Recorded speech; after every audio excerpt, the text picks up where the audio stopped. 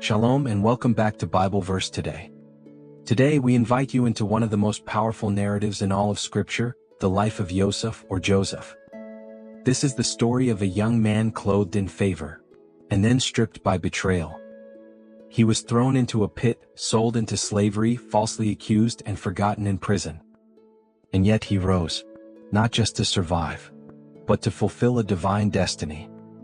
From Genesis 37 to chapter 50, Joseph's journey teaches us that Yahweh is not absent in our suffering. He is present, preparing, and positioning. So before we begin, don't forget to like, comment, share, and subscribe so that this timeless truth can continue to reach hearts around the world. Thank you for joining us. Now let's step into the story. Joseph, the 11th son of Jacob and firstborn of Rachel, wasn't just another child, he was deeply cherished. Jacob gave him a coat of many colors, not as a fashion statement, but as a sign of inheritance and authority. This visible favoritism planted seeds of bitterness in his brothers' hearts. To make things worse, Joseph had dreams, bold, prophetic dreams from Yahweh, that showed his family bowing before him.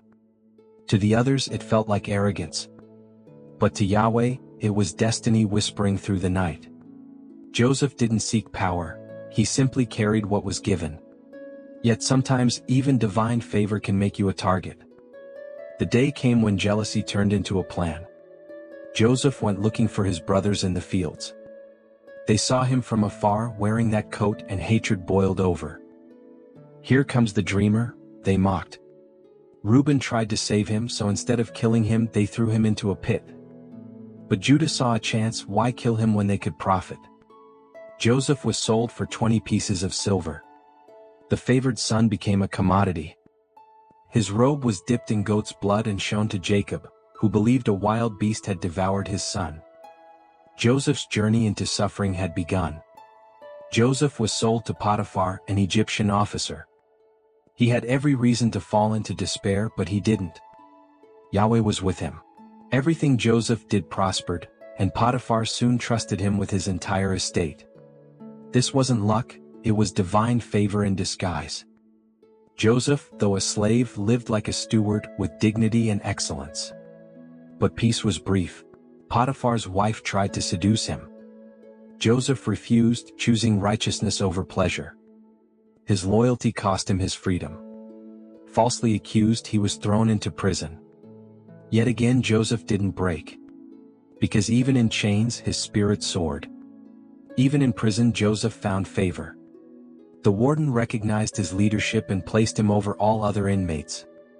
One day Pharaoh's cupbearer and baker were imprisoned. Both had disturbing dreams. Joseph, guided by Yahweh, interpreted them accurately. One would live, one would die. Joseph asked the cupbearer to remember him, but once freed, he forgot. 2 years passed in silence. No recognition. No reward. Just waiting. But this wasn't wasted time, it was refinement. Yahweh was forging a leader not just for Egypt, but for history. Pharaoh had dreams that troubled his spirit, cows and corn, devouring and famine. None of Egypt's magicians could help. That's when the cupbearer remembered Joseph. From dungeon to throne room, Joseph was summoned. He didn't boast. He said, "It is Elohim who gives the answer." Joseph interpreted the dreams. 7 years of abundance followed by 7 of famine. He offered a plan. Pharaoh, astonished, made Joseph second in command. Just like that, Joseph went from prisoner to prime minister. Destiny didn't knock, it kicked the door open. 7 years of abundance passed. Then came the famine, just as Joseph had foretold. Egypt was prepared and the whole world came seeking food. Among them were Joseph's brothers from Canaan, unaware they were bowing before the very man they sold. His dreams had come true. But Joseph didn't reveal himself right away. He tested them.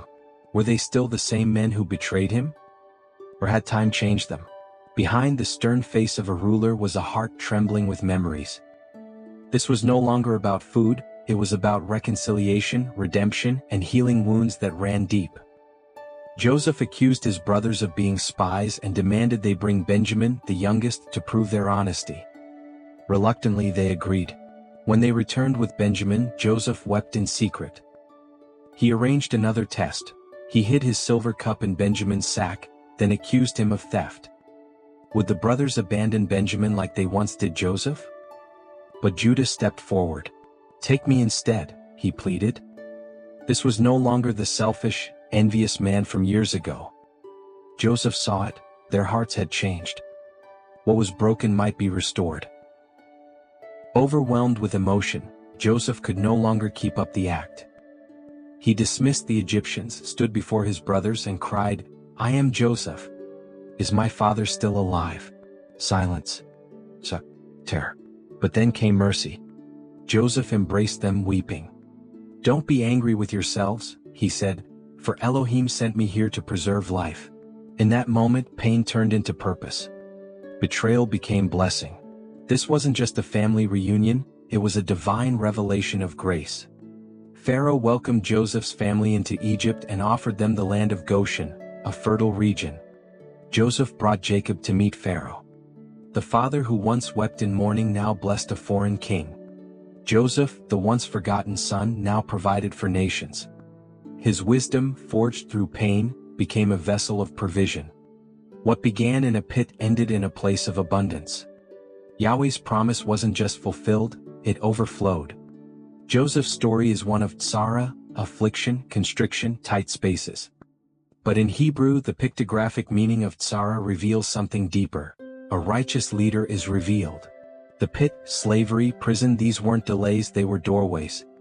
Yahweh shaped a leader through every narrow place.